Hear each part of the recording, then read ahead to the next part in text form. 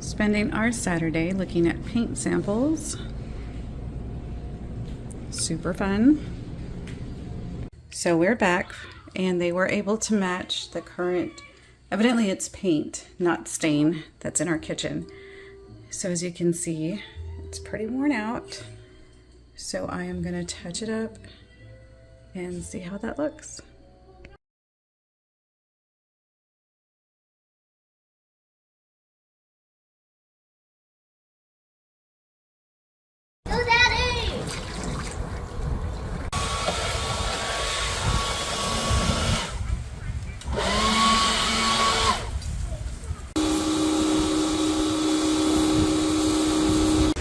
Here's an inside view.